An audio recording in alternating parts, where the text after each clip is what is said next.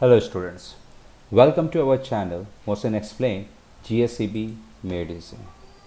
In this video हम लोग standard 10th Gujarat board subject social science chapter 3rd की जो टेक्सचुअल क्वेश्चन आंसर्स हैं उनको हम लोग डिस्कस करने वाले हैं. So as per the textbook now the question 1, explain the town planning of ancient India. इस क्वेश्चन में हम लोग हमारी जो एशियंट इंडिया के टाइम की जो टाउन प्लानिंग जो 750 से एडी से पहले के जो शहर पाए गए हैं, जैसे एग्जांपल मोहनजोदारो और हड़प्पा, उनके टाउन प्लानिंग के बारे में हम लोग डिस्कस करेंगे. So now moving on to the answer, the people in Indus valley civilisation in general and Mohenjodaro in particular were ahead of their respect of town planning. यानी इंडस वैली सिविलाइजेशन और हमारे जो मोहनजोदारो जो सिविलाइजेशन के दौर में जिस तरीके की टाउन प्लानिंग पाई गई है, उस तरह से हम जानेंगे कि ये लोग टाउन प्लानिंग के मामले में बहुत ही ज़्यादा अच्छे थे, उम्दा थे, सोच बहुत ही अच्छी थी. ये लोग कोई भी शहर बनाते थे तो वो लोग तीन तीन पार्ट में शहर को बनाते थे. तीन पार्ट में देखा जाए तो सबसे जो पहला इनका मेन पार्ट होता था वो होता था सीटाडेल. सीटाडेल यानी राजा का महल, राजा का किला, उसको सीटाडेल कहा जाता था. फिर वो लोग दूसरा जो पार्ट होता था उसमें वो लोग एडमिनिस्ट्रेटिव ऑफिसर जो यानी राजा के जो दरबार में जो अधिकारी, बड़े बड़े अधिकारी, मंत्री, सेनापति, पंडित, ये सब जो लोग होते थे उनके लिए वो लोग भी घर बनाते थे.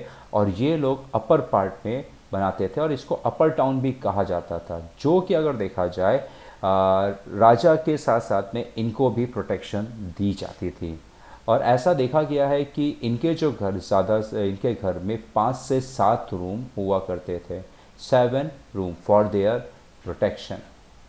नेक्स्ट है number 3rd, the residence of और the common people on the lower part of town, the house in this part were constructed with handmade BRICS.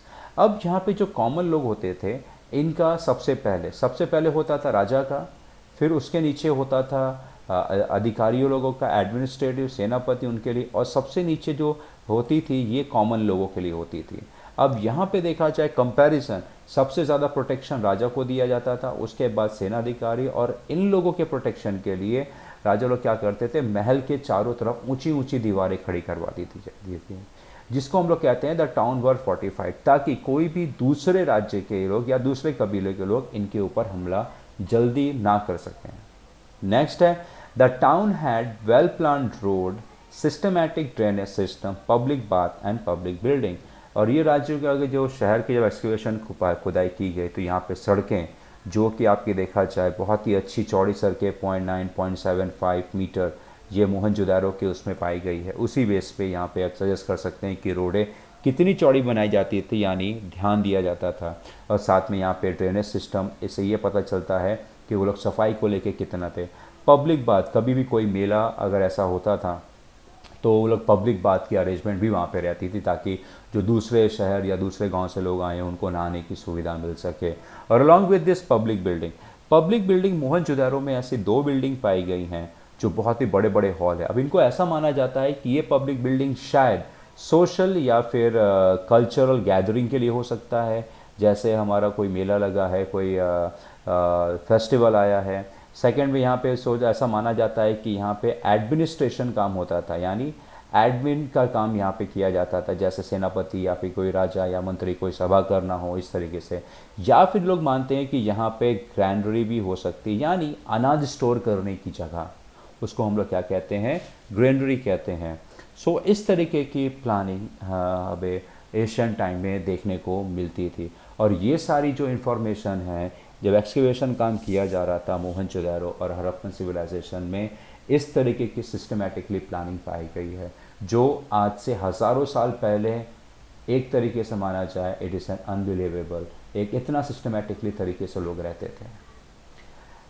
Now this question ends over here. If anyone having any doubt or any type of question, they can comment in my comment box, और मैं कोशिश करूँगा बहुत ही जल्दी उनकी problems और उनकी questions को सॉल्व करने की. Thank you very much.